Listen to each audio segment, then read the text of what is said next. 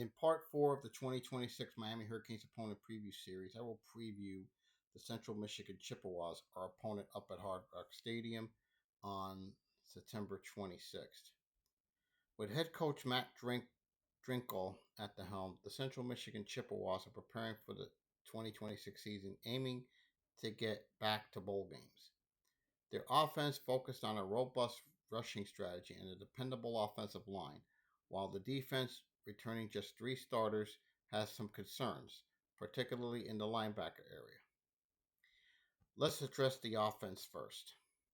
The quarterback position will feature 2 players in action. Angel Flores will mainly serve as the rushing option.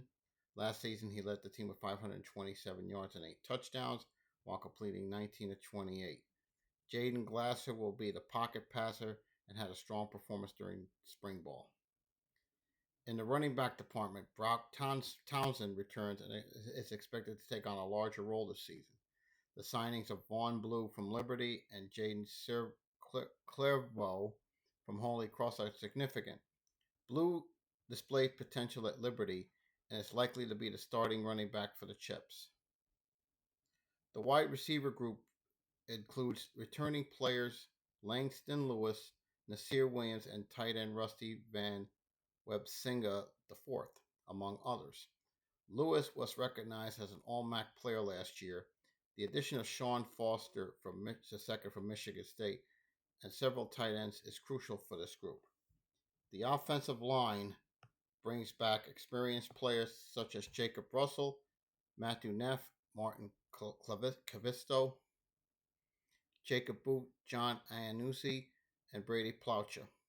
The new additions of Losini Maka from Georgetown, Trevor Swan from Georgetown, Nick DeSanto from Eastern Illinois, and John Williams from JUCO are very important. The defensive line group brings back experience with Corver Dema, Quavion Bird, Nathan Van Timmeren, and Joy Wetzenga.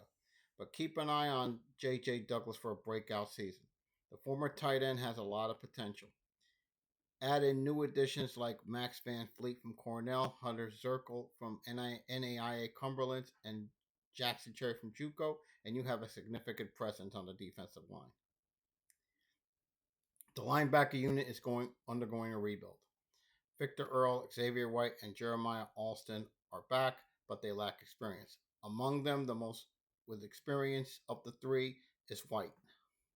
The new signings of Antonio Cherry Jr. from JUCO and true freshmen Drew Esper and Elijah Reynolds are crucial.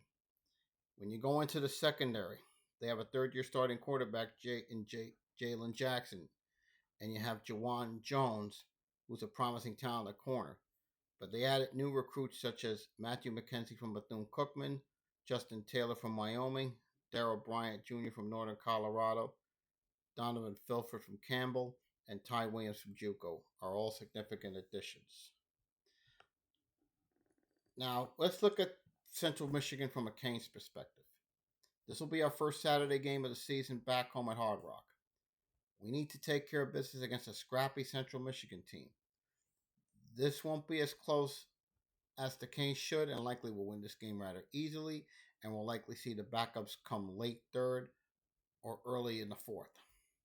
Now, when I look at Central Michigan, this is still a solid club.